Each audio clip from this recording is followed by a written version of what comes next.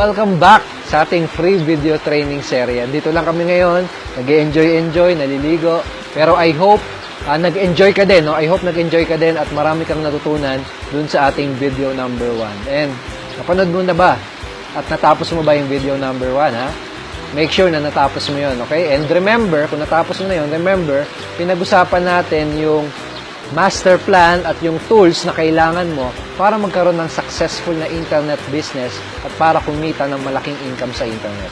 Pero dito naman sa video number 2, ang magiging topic natin, ang pag-uusapan natin ay yung strategy, no? Yung strategy kung paano mo gagamitin yung mga tools na pinakita ko sa iyo sa video number 1 para magkaroon ng successful na business na kumikita ng millions of income online. Okay? And syempre, ang exciting na part, yung second topic natin. Yung second topic natin ay yung bagong reward plan. No? Bagong reward plan na makakatulong sa'yo para kitain mo yung iyong first 200,000 pesos income and then yung iyong first 2 million income. So, make sure na tapusin mo itong video number 2 dahil exciting yung mga pag-uusapan natin. Okay? Pero bago tayo mag-proceed dun sa strategy training, gusto ko muna nayayain ka, no? Gusto ko muna nasamahan mo ako dahil may gusto lang akong ikwento sa'yo saglit.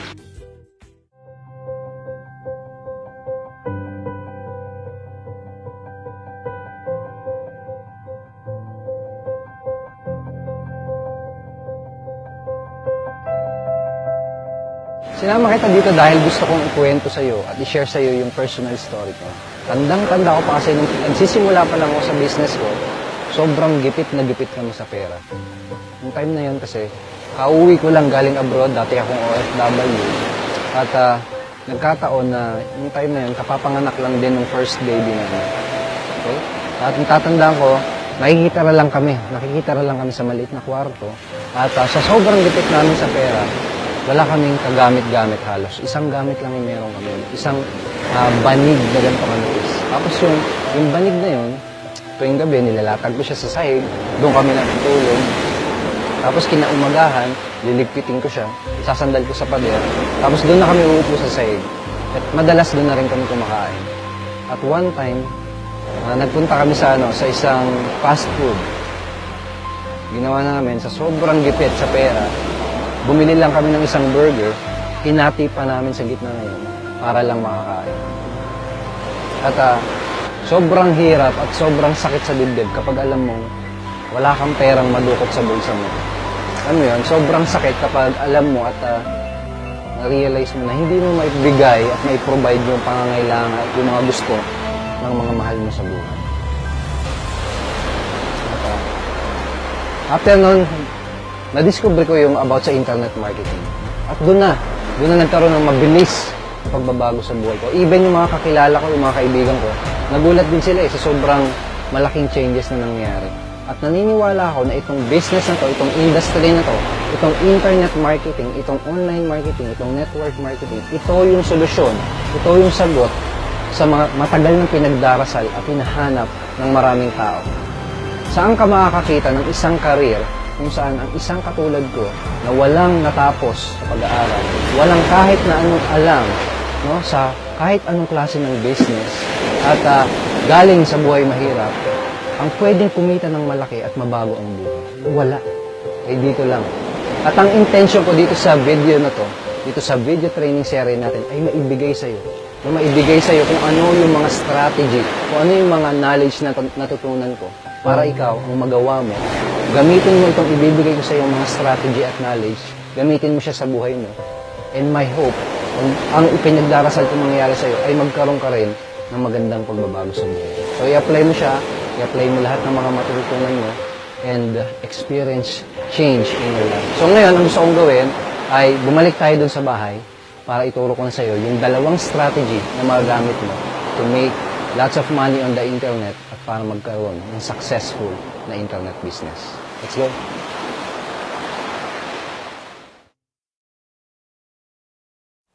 Pag-uusapan natin ngayon yung dalawang strategy na pwede mong i-apply para kumita ng malaki sa internet gamit yung mga tools at yung master plan na pinag-usapan natin sa video number 1. Alright, sa strategy number 1, napakasimple lang.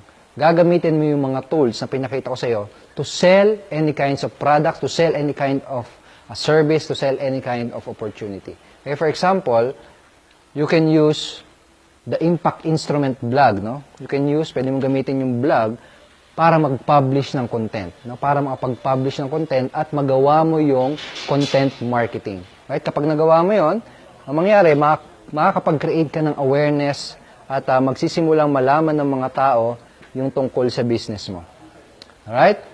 And then, after mo makapag-create ng awareness, after mo silang ma-attract yung mga tao, no? Sa iyong blog, ang gagawin mo, ang next na gagawin mo, ay ililid mo sila papunta sa iyong capture page.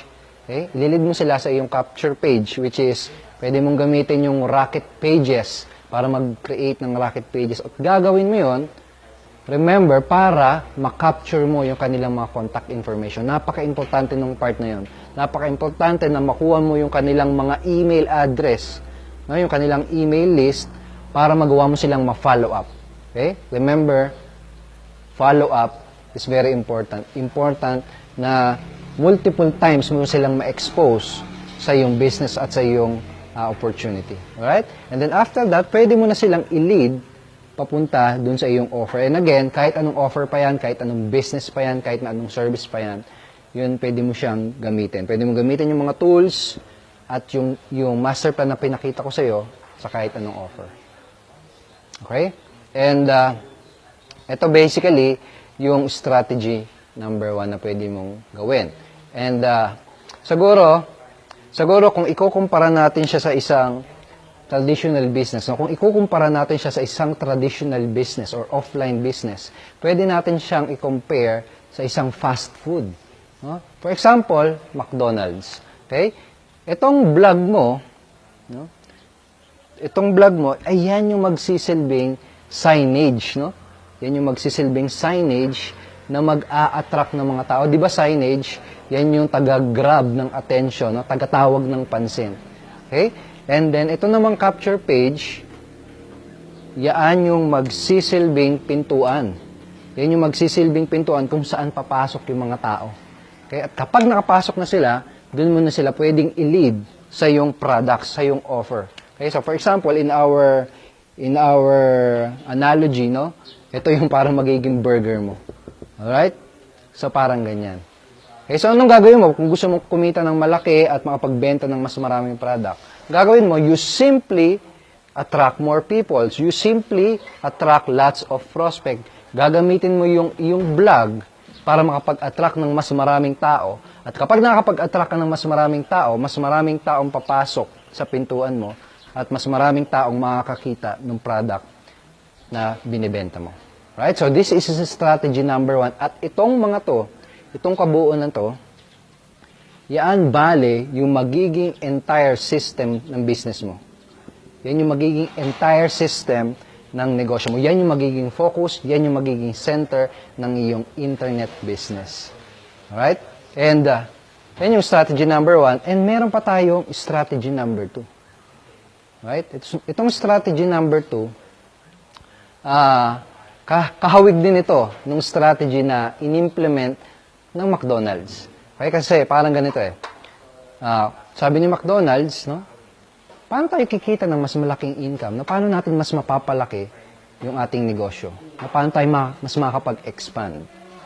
Alright? So, ang ginawa niya, ang naisipang gawin ni McDo ay itong buong existing system niya, ang ginawa niya, sinimulan niyang i-offer yan sa ibang tao. No? So, parang ganito yung tinanong ni McDo. Sino dito yung gusto ring magkaroon ng successful na business para kumita gamit yung existing business namin at gamit yung mga tools na meron kami? Okay? So, yun yung ginawa niya. They started offering their business as a franchise. So, yung mga tao, ang nangyari, lumapit sa kanila, and nag-apply sila kay McDonald's. Kung sakaling qualified sila, ang mangyayari, magbabayad lang sila ng at least 30 to 50 million, tapos magagamit na nila yung entire business ni McDonald's. Okay, so yan yung second strategy na ginawa niya. They started offering people a way para magamit yung kanilang entire business system. So, ang ginawa ng mga tao na to, No, nag-apply lang sila, nagbayad sila ng 30 to 50 million, and then, nagamit na nila yung business system ni McDonald's. And alam mo ba, na sa buong mundo, no, sa buong mundo, okay, 75% ng lahat ng McDonald's ay pagmamay-ari ng mga franchisor, no, ng mga franchisee. At 90% sa US, 90% ng lahat ng McDonald's store ay franchise. So, ito yung strategy na ginawa nila para ma-expand yung business nila. Ito yung strategy na ginawa nila para maging multi-billion dollar company. Right? Itong pinakamalupit, no? Itong pinakamalupit. Habang itong mga franchisee na to ay nakakapagbenta ng mga products, habang itong mga franchisee na to ay nakakapag-acquire ng mga bagong customer, habang lumalaki yung business nila, habang lumalago yung business nila, ang nangyayari dito kay McDo ay kumikita pa rin sila ng mga royalty income, na franchise royalty income. Ibig sabihin nun, habang mas nagiging successful itong mga partners ni McDonald's, no? Habang mas kumikita yan ng malaki, habang mas nagiging successful yung business nila, mas lalong nagiging successful at mas lalong yumayaman si McDo. Okay? Now imagine, what if magawa mo din yung nagawa ni McDo? What if magawa mo ding ma-offer sa ibang mga tao yung existing business at yung mga ready-to-use na tools na pinakita ko sa iyo sa video number 1? What if magawa mo rin yun? No? And what if, habang yung mga partners mo, no, ay nagiging successful at habang kumikita sila ng malaki, no, mas lalo ka rin kumikita ng mas malaki at mas lalo kang nagiging successful by helping them become successful, by helping them to earn more money, you become successful, more and more successful in your business. Yun ang magagawa mo kung sakaling mag-qualify ka na maging part ng aming affiliate program. Yun ang magagawa mo, na magagawa mong ma-offer sa iba yung aming existing business system at yung ating existing mga tools. No? Kapag nag-qualify ka na maging part ng aming affiliate program, kapag nag-qualify ka na maging affiliate partner namin. Okay, so yun yung gusto kong pag-usapan natin susunod. Itong strategy number 2 na to. Okay? Yan yung gusto kong pag-usapan. Yan yung mas exciting. Ngayon, pag-uusapan na natin kung magkano yung potential na pwede mong kitain kapag nag-qualify ka na maging affiliate member. Dito natin pag-uusapan yung bagong reward plan na tutulong sa'yo. Right? So sabihin natin, nag-qualify ka na maging part ng ating affiliate program at ito ka. At kung ang question mo ay kung paano mag-qualify, no? Pag-uusapan natin yun later on. Right? So ngayon, mag-focus muna tayo sa kung magkano yung potential income na pwede mong kitain. Okay? So ito ka. Every time na maibibenta mo yung ating system at every time na makakapag-refer ka ng bagong member at user, right? Kikita ka ng 1,500 pesos. Okay? Kikita ka ng 1,500 pesos for every referral na mare-refer mo sa ating system at sa ating mga products. So, every referral, sabihin natin ito si number 2, kikita ka ng additional 1,500. Right? So, every referral yan, 1,500 ang kikitain mo. Okay? So, sabihin naman natin, itong mga new member mo, right, ay nagsimula ring gawin yung business. Nagsimula rin silang mag-refer ng sales at mag-refer ng bagong members. Ano yung mangyayari at magkano yung potential nilang kitain? At magkano yung potential mong kitain? So, sabihin natin, si letter A nakapag-refer ng first referral niya, kay first member niya. Kikita rin siya ng 1,500 as our affiliate partner. Ngayon, ikaw, ang tanong, magkano yung kikitain mo? Okay? Sa una, wala pa muna. Okay? Pero ang tanong, paano ka makikita mula dito sa mga effort ng mga members mo? Members under your organization. Okay, ganito siya. Kapag nakatatlo ka na, no?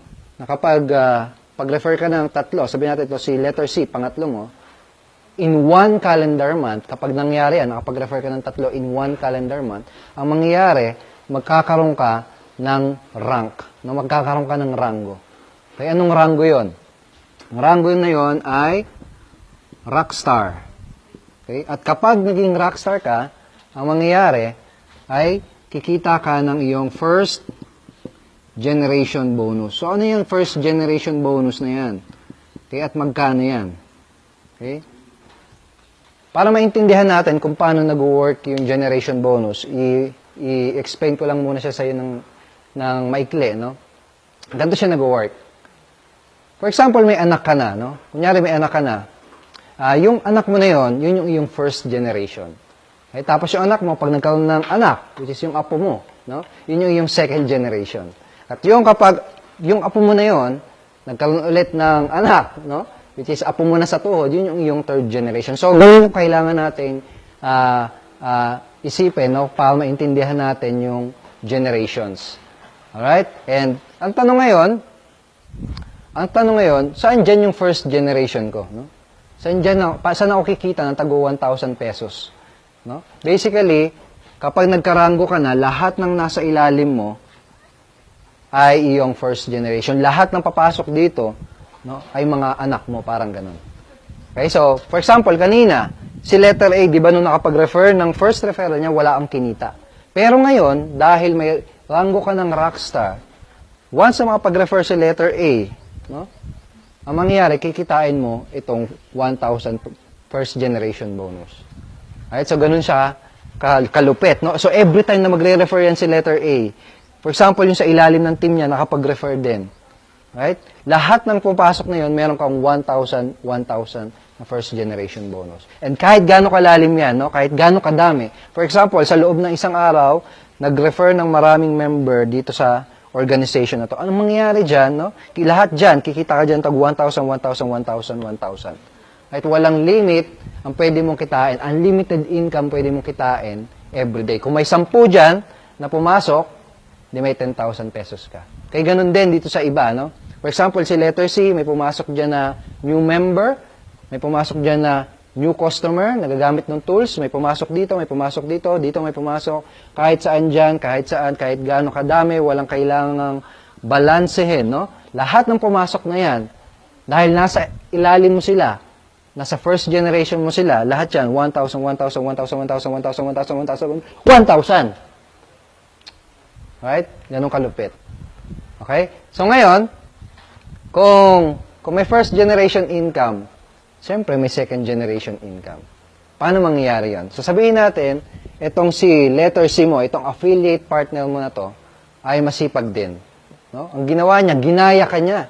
Ginaya ka niya at nag-refer din siya ng 3 sa loob ng 1 calendar month. Ano mangyayari sa kanya? Mapopromote din siya sa pagiging rockstar. Okay, magpo-promote din siya sa pagiging rockstar at ang mangyayari, itong ilalim ni letter C. Alright? Yung ilalim ni letter C, yan na yung magiging considered as second generation mo. No, second generation mo na yan. Ano yung sabihin yan? Ibig sabihin yan, parang mga apo mo na yung papasok dito. Mga apo mo na yung papasok dito. So, magkano yung kikitain mo sa mga apo mo? No, sa second generation mo. Sa second generation, income mo, no? Okay, and by the way, kapag may na-promote na rockstar under your organization, ang bagong rango mo ay coach na. Okay? At ang additional income na ma-unlock ay yung second generation bonus, which is 1,500 pesos. Okay? Ibig sabihin nun, this time around, kapag may pumasok dito, no, o kaya dito, lahat ng pumasok na yon, 1, 2, 3, lahat yon 1,500. Okay? And ganun din, same rule din na na-apply dito sa first generation. Kahit ilan, no? Kahit ilan niya pumasok dito, lumago yung business nila dyan, dumami yung user, dumami yung member, maraming masipag, lahat ng pumasok na yon 1,515, 1,515, 1,515. Okay? Walang cap sa pwedeng kitain, no? Unlimited ang income na pwede mong kitain. Okay, yan yung malupit na part dyan sa generation bonus, dito sa bagong reward plan na ito. Okay?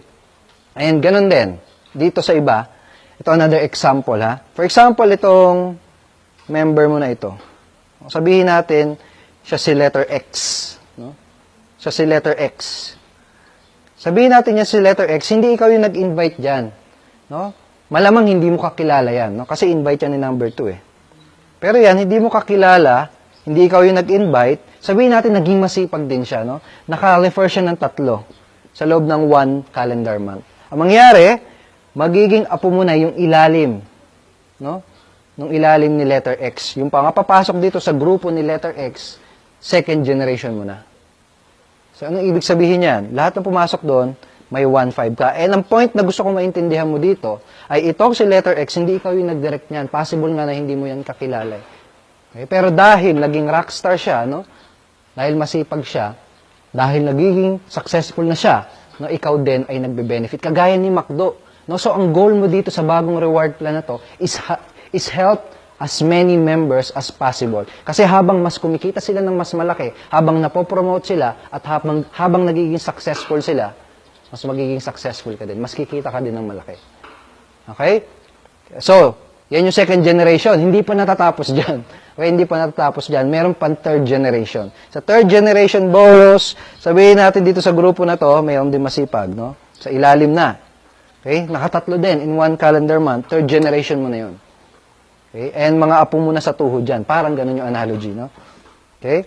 And magkano yung kikitain mo sa third generation? Sa third generation, dito na lang natin isingit. Third generation, okay? So, kaya maganda. Okay, dito. Third generation is 1,200 pesos. Third generation is 1,200. No? So, kahit malalim yun, pag may pumapasok doon ng mga new members, new sales, new system user, new customers, no? Lahat yun, 1,200, 1,200, 1,200, 1,200, 1,200. Wala ding limit, no? Wala ding limit ang pwedeng kitain everyday. Kung may pumasok doon, 10, 12,000 in one day. Okay? And sabi ng iba, hindi ba malulugi yung company yan? Sobrang laki ng ng bonuses na natatanggap. No? Hindi ba malulugi yung affiliate program niyan? Okay? Ganito yung safety feature ng ating bagong reward plan. Hanggang third generation lang. No? Para hindi mag-overpay out. Okay? So after, for example, dito sa ilalim, kung may maging leader din dyan, maging rockstar dyan, tapos na doon. Kung ba, cut off na doon. Okay? So, yan. Ito yung basically yung ating bagong reward plan na tutulong sa'yo. No, ganito siya ka-powerful. And ang focus, again, gagawin mo, tumulong sa as many people as possible. No? Tulungan mo sila maging successful and you will become successful as well. Alright? And yan, ang pinaka-exciting pa na part dyan, hindi pa natatapos. No? Hindi pa natatapos.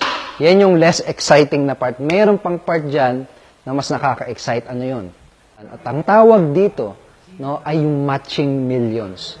Paano yan nag-work? Ganito siya kasimple. Kapag yung income mo mula dito sa direct referral, sa first, second, third generation, ay naipon at nag-accumulate, no, nagsama-sama, at umabot yung income mo, let's say, ng 100,000 pesos.